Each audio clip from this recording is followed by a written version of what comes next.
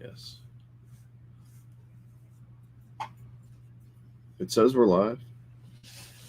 Hey, I see us. We're live. Hola. Let some folks jump in here. Got a notification over on YouTube. I see one person watching. Of course, that might be me. Whew. You got quite a stash of stuff over there. It's a surprise. All right. I think we got some good stuff.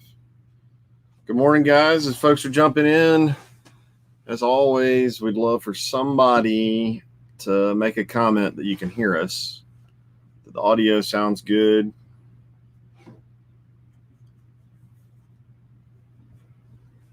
Let us know where you're watching from. Wave. Give us a wave. You don't know how to do the wave like the guy told me last week here. So I don't know how to wave. You do the thumbs up. Yeah. Like, share. Just type in wave. It won't come up as a wave, but at least we know you're waving. Do something, guys. Good morning. Good morning. We got a few of you jumping in.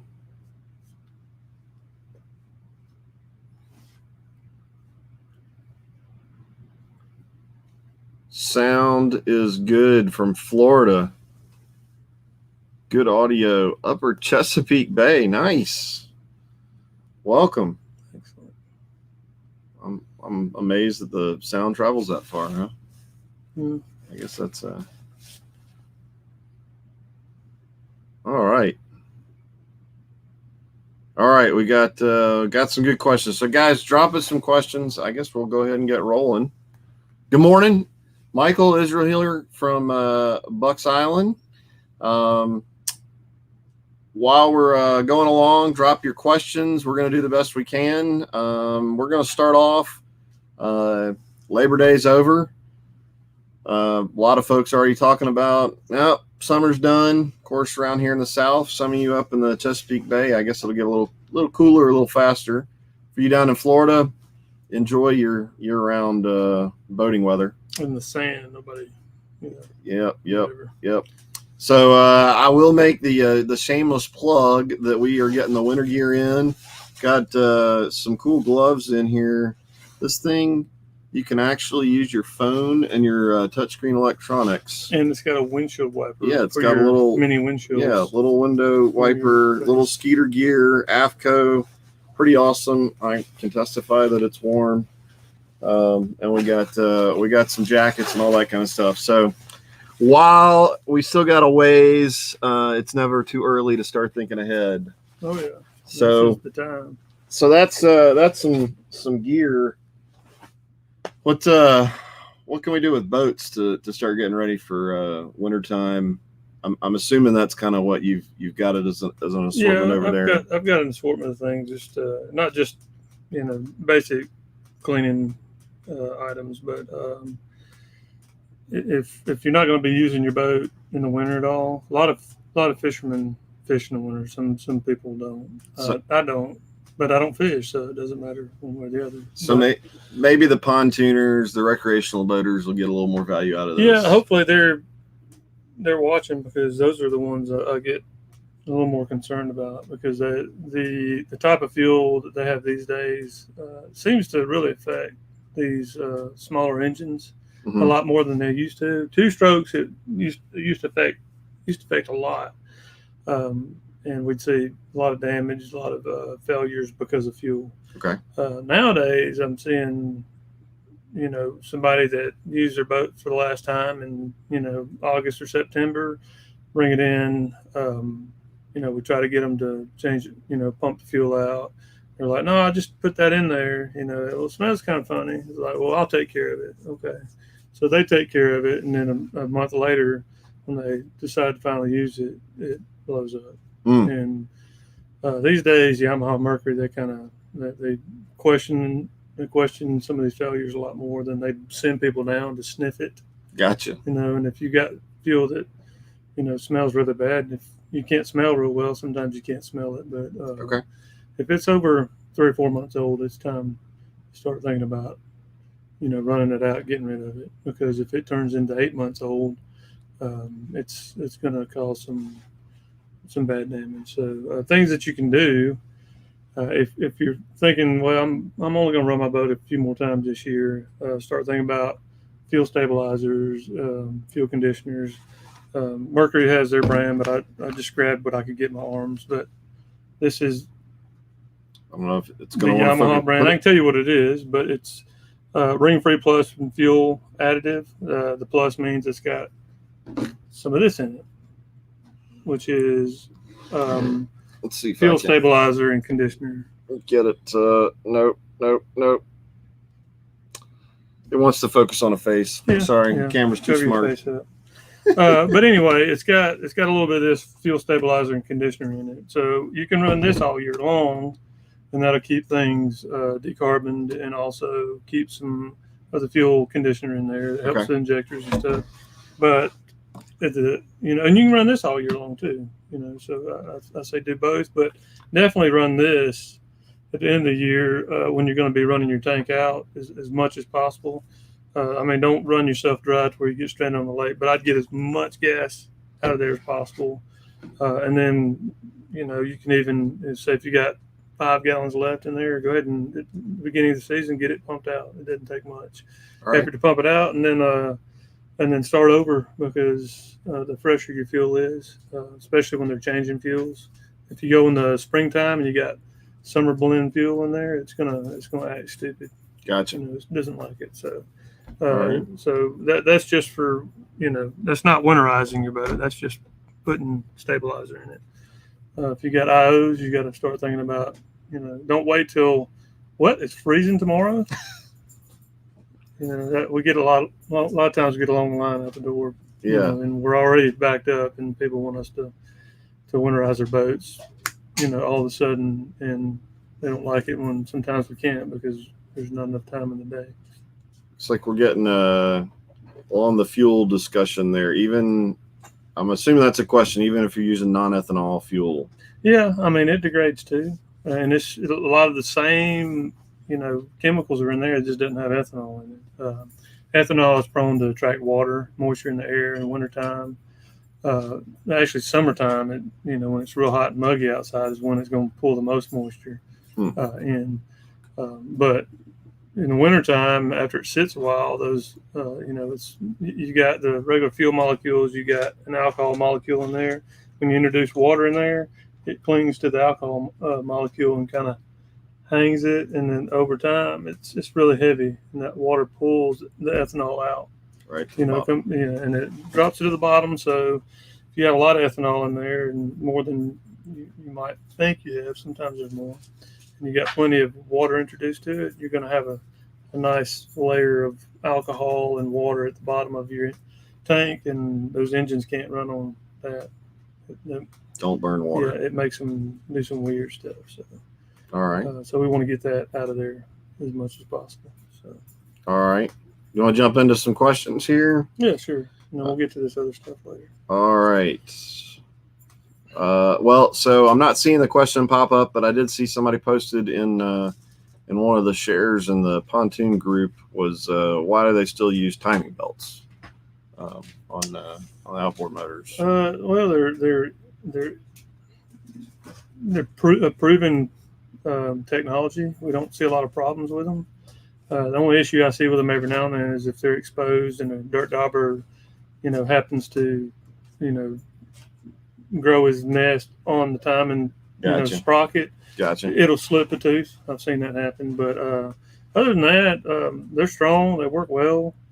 You can get 1,000 hours out of one, but I like to see them changed around 500-600 hours. Okay. And they're a lot cheaper to change than a timing chain. All right. And timing chains have, they have a life on them as well, and they still use those. I think Mercury's most of the Mercury's use timing chain. Yamaha use timing belt, but both of them have their pros and both of them have a little bit of con. But either way, they both work. All right. Well, All right. What is Yamaha doing to fix the problem with the T2 prop slinging ears? We've seen a lot less. They've really not communicated any major issue or fix or anything, related to that. But I can tell you that all across the board, Mercury, Yamaha, and I don't see as many Evinrude, so I don't really know. But we're running these motors on these boats real high, and a lot of the ears are coming out of the water. They flex one way and they come back in the water. They flex another way. So you think about a clothes hanger. If you take a clothes hanger, metal one, and you bend it like this over and over, it kind of gets warm and hot, and then eventually gets a weak spot in it and breaks. Any prop that's running out of the water real high and it's leaving the water, hitting air, and then going back in the water, hitting the dense material, it's doing the same thing. It's constantly doing this right here, and eventually it's going to break. So if you're running the same speed or maybe half an hour faster, another inch out of the water versus an inch back in the water, if you lowered your motor a little bit and you didn't lose a lot of performance, and your prop's going to last a lot longer. So, and they're making the props thinner for performance, reasons. So, Yeah. So I don't know if to answer the first question is I don't know if I'm sure that they have quality tests and stuff, and they're always on top of that stuff. But we don't have a lot of communication with the prop manufacturer, which is Turbo, which Yamaha bought out. They don't talk to us much about their props. We just have to hope that they're doing something. Yeah. Well. All right. Let's see. Where do you recommend running my jack plate at on a 2021 Nitro Z20? Well, I can tell you this, that every boat, you can have that same boat, the Z20, and your buddy's got a Z20, and he's got his so many inches up, and you had to go so many inches more than, or maybe a few centimeters more than him to get the same performance, or you may not perform as well anywhere. Right. So a lot of the holes are different, depending on when it was first popped out of the mold, and your buddies was popped, 6 months later out of the hole. All that stuff changes. And there's a sweet spot in that mold, probably right there in the middle where it's probably its best. So to answer your question, the best place is you have to play with it and find it. There's a sweet spot there, and depending on what prop you're running, what kind of gear you're running, what kind of batteries you're running, a lot of that factors into where you put your jack blade. And really the only way to find out for sure is trial and error. Yeah, that weight distribution, I know Matt Herring's real passionate on trying to get the most performance out of his Skeeter. And that's a big deal with him is how do you lay out, where are you putting all your tackle? That kind of stuff can make a huge difference. And a 3-year-old boat can be completely different than one that's brand new, because they change things. The Skeeters had dual tanks forever, and then suddenly they changed to single tank, and that changed the dynamics of how the boat ran and where you put stuff and whether you could put lighter batteries in it or not, and it affect the way it ran speed wise. So there's a lot of things at play there. All right. Well, and I guess one discussion with that on the jack plate is to the previous comment or previous question about throwing ears. Mm-hmm. Maybe consider not running your jack plate as if you roll it up there an extra inch and you got a half a mile an hour and it's throwing a heck of a rooster tail, there's a reason it's throwing a heck of a rooster tail, because all your ears are out of water and it's swinging water up. So it may not be worth getting a half a mile an hour out of. Gotcha. All right. Well, I'm not seeing more questions coming in. You want to jump over and got somebody right there. Wait. Oh, sweet. Thanks for the response. Slung 2 years in less than 6 months on a 2018 show using factory settings. Frustrating. Yeah, I understand. I get it. You might want to consider dropping it down a little bit. when you run and look back and see if you're throwing a real high rooster tail, and maybe drop it down. And factory settings aren't always the best place. That's just in their I guess in their initial running of the boats when they first came out, or if they came out with a different model or whatever, they'll go out there and play with them and find a good place for that boat that they're testing with. But Right. that doesn't always necessarily mean that's the best place for it. So What I'm trying to see what boat is in his profile. I'm guessing that's probably Looks like a Skeeter. yeah, it's probably yeah, I guess that's a good question. I think he's commented before, but try dropping the jack plate down a few, maybe a half an inch, and see if you don't lose very much performance. I would consider that, and maybe that'll keep it from doing that as easily. All right. How important is it to run ring free in a 115 4-stroke? Well, Yamaha. I would say it's important for any 2-stroke or 4-stroke to run it, because what it's doing is it doesn't clean anything. That's what they tell us. It doesn't clean carbon. It's actually a chemical reaction. It actually debonds it on a molecular level. Mm. So, and what ring free means, why they call it that, is the actual rings that go around the piston. What it does is the carbon builds up behind the ring, start pushing it out. Okay. And if it pushes it out, it causes excess wear. And also the cross hatchings in the cylinder that help actually hold the compression in. They're like little lines that are, microns deep, but it helps in distribution of oil through the cylinder, keeps it lubricated. The carbon can actually stop those up and make a slick surface. So it can start making oil. When I say making oil, it means it can get extra fuel that was in the combustion chamber and let it slide past the rings and get into the gas. I mean, into the oil, gas into the oil, and make your oil level go up. And the other thing it can do is the valves. It can cause excess buildup on the valves and keep the valves from shutting all the way. And the valves don't shut all the way, they can actually overheat, because most people don't realize is that when that valve makes contact with the head, it goes through a cooling cycle. Okay. Every time it closes and opens. And that surface area is what keeps the valves cool. All right. And if they don't make to that surface area, you end up burning the valve or bending a valve.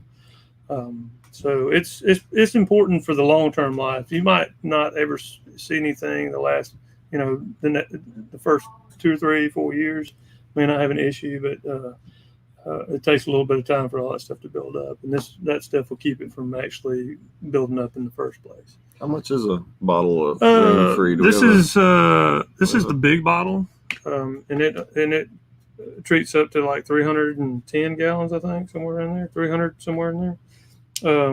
Let's see, and it's 1 ounce per every 10 gallons, so it doesn't take a lot.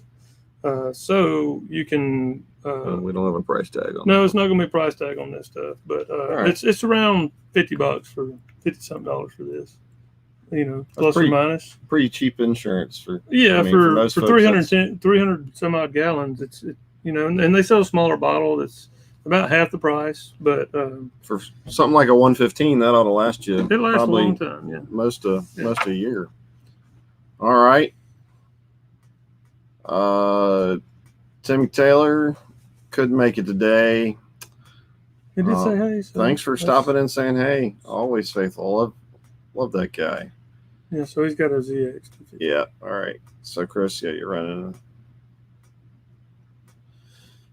All right, Kip. What trick do you have for removing the bearing carrier from lower on a 250 OX66?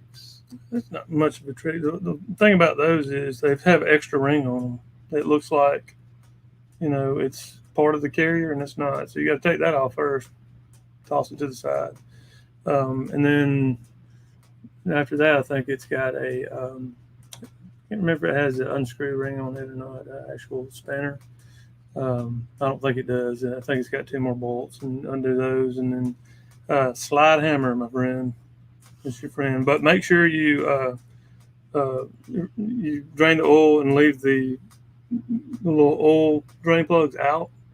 Because if you try to take it out with the drain plugs in it, it causes a suction and you're fighting against yourself. And especially with the oil in there, it'll make it very difficult to get out. So if you do all that and you try to use a slide hammer and it doesn't come out, then a lot of times you have to use a puller, like a 2-jaw puller that's long enough to get in there. And Yamaha makes one, Mercury makes one, and then you just hook it on there and just. Sometimes they like to slip off. You have to get a way to wedge something in it to keep it on there, and then use either an impact or a wrench and pop it off there. But it'll come out. All right. Well, hope that helps, Kip.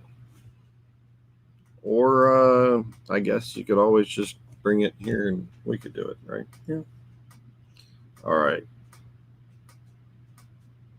Dustin. Got to change impeller on, this is the 115. Any tips or tricks? Is it pretty simple? Yeah, 115 is pretty simple. They still got the little collar on the top of the water pump, which seems to give people lots of fits. You know, my guys, I had to kind of show them some tricks. But I can tell you this, if you go to Harbor Freight, buy you 2 really big flathead screwdrivers, you know, some cheap ones, but they need to have big heads on them. Okay. And then take a grinder and grind a nice little half moon bevel in it. Okay. And then clean it up, just big enough to where it fits the drive shaft. And the little metal collar that's on there, spray it with a little bit of lubricant, and then you'll take the screwdrivers in between the little plastic piece on there and the metal collar. You just sit there and do this, and usually it'll just pop right off. Otherwise, people will have a nice shouting match with their lower unit and end up cutting it off and having to come buy a new one. So, well, I've never had to cut one off. So, all right, they'll come off easy if you know. That's the best trick I got. And then make sure you leave it in neutral when you put it back on, because it's easier to everything to line up. Gotcha. Yeah. All right. Well, Dustin, I hope that helps. I think that's it for now.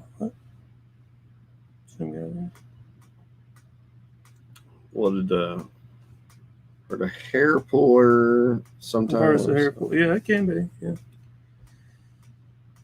Well, what else? What else have you got? Okay, I got just some products we sell.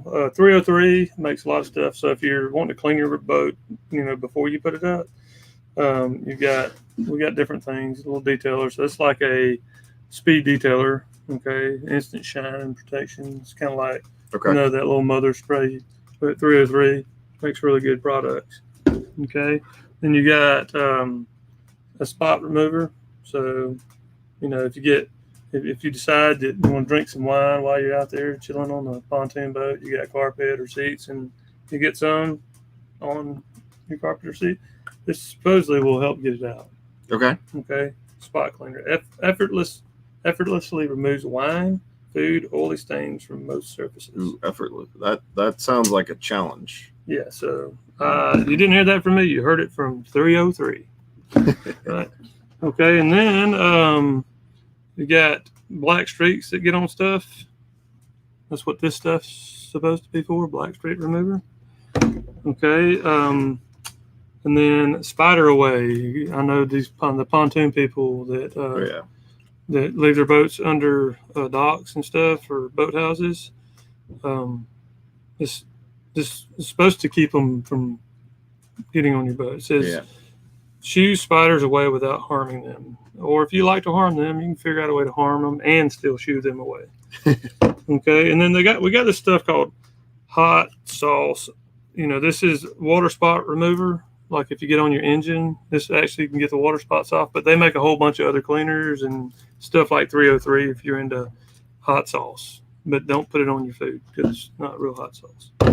And then this I would use if you're putting your boat up for the winter time and covering it, this is actually mildew stain blocker. It'll help protect against mildew stains in the first place. So that's for you pontooners, because y'all keep them in the boathouses. So a little bit of work now may help you next season for you pontoon boaters. The whole ounce of prevention, a pound of cure. Yep. So, and this is just what I could get in my arms, right? So on the way up here, this is one arm's full of stuff, and we got a whole bunch more brands. We got, Tune Bright that you can, clean your pontoons with if you don't want us to do it. You don't want to pay us to do it. You want to do it yourself. We got that stuff. You got all the oils you need for your engines if you want to change your own engine oil if you're brave enough. The parts, oil filters, water pumps. So all the stuff. The one thing as we're looking at wintertime and particularly free pontoon boat, recreational boat guys, one extreme that may make your cleaning job much easier in the spring would be ceramic coating, which was something new that we got in with Elite Car Spa, who's our partner in taking care of doing all the cleaning for the boats and everything for us. And that stuff's impressive. I think it starts around $650 for a bass boat and like $750 for most pontoons. That's going to cover all your aluminum surfaces, your console, not your pontoons though, because they just kind of wear off. Running around the water.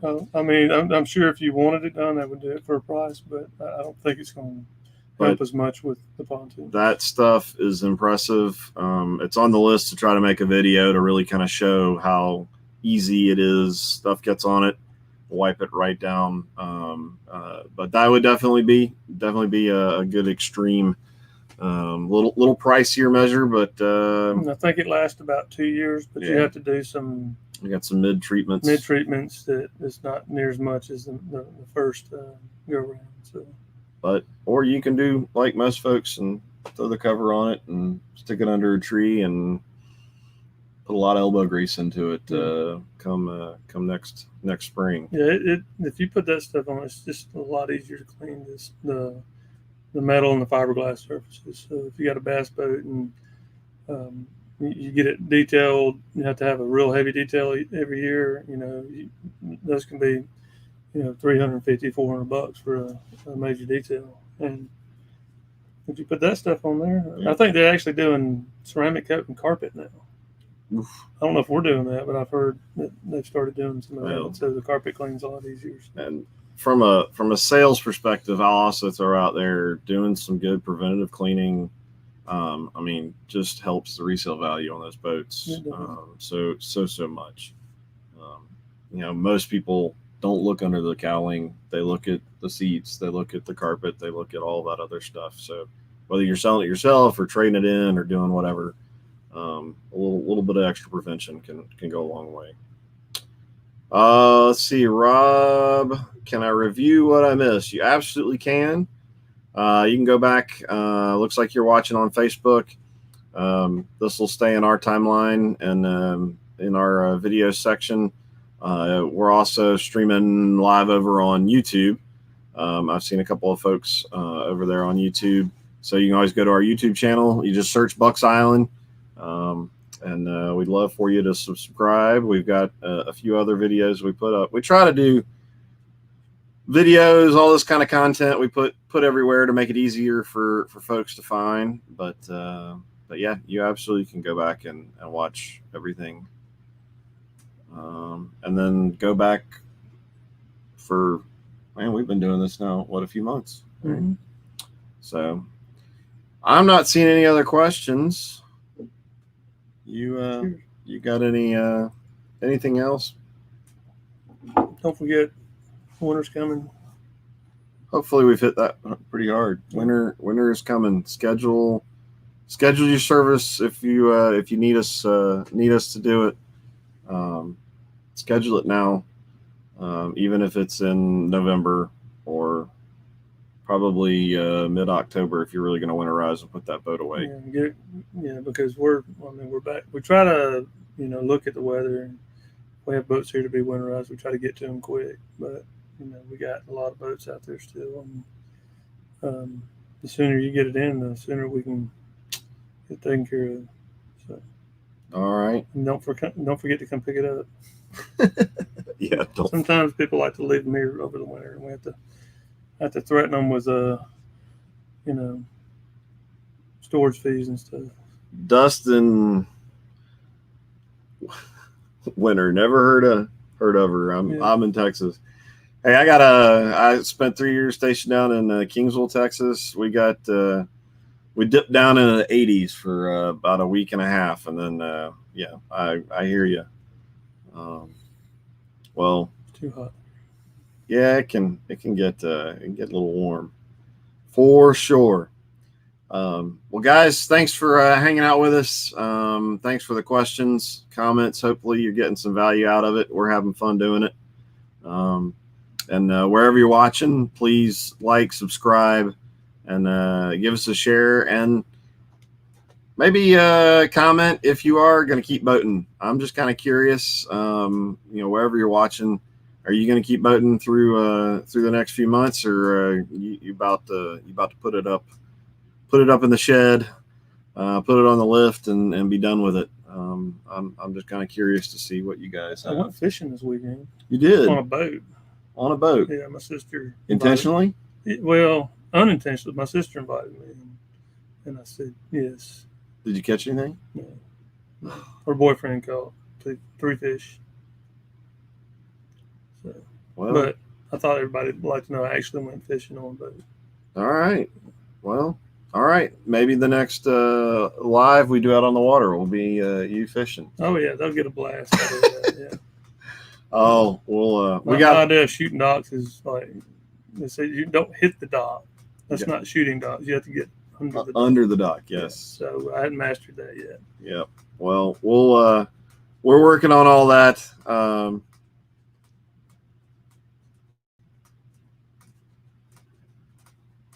Oh, all right. Please do. Yeah, I'd like to know.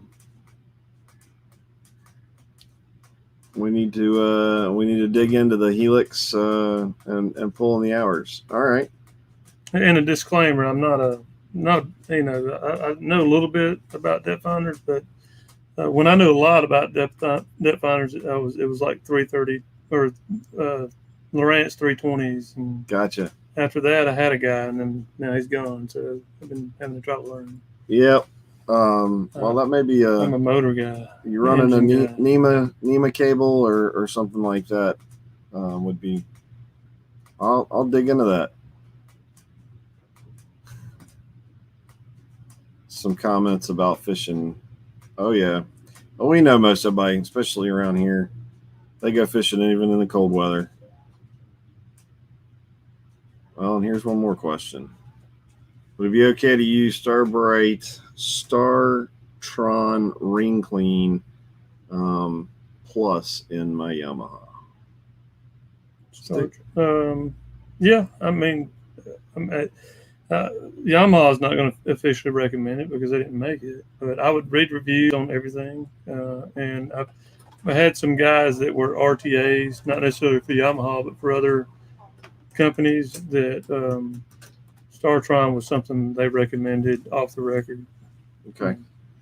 Because they used it in their boat and seemed to have success with it. I haven't used it. I've recommended it on the recommendation of other people that's used it. But as far as me personally using it, I haven't, but I've heard some good things about it. Oh. I don't know if I'd use it I would use it probably in conjunction with Ring Free, and not just use it by itself. All right. There's an email address for you. Shoot me a link to the video on the Helix stuff. I'll definitely. I did watch some videos on the Helix, but I never did get any the hours to pull up.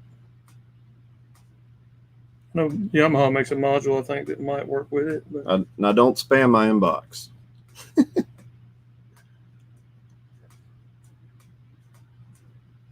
Dustin, yes, we have been absolutely slammed. What do we sold about 100 and 75 pontoons in about a month. And with that comes tons and tons of service. Yes, why we're clogged up in service. All right, guys, we're going to get out of here and go eat some lunch. We've been on for about 35 minutes, so we appreciate you hanging out with us.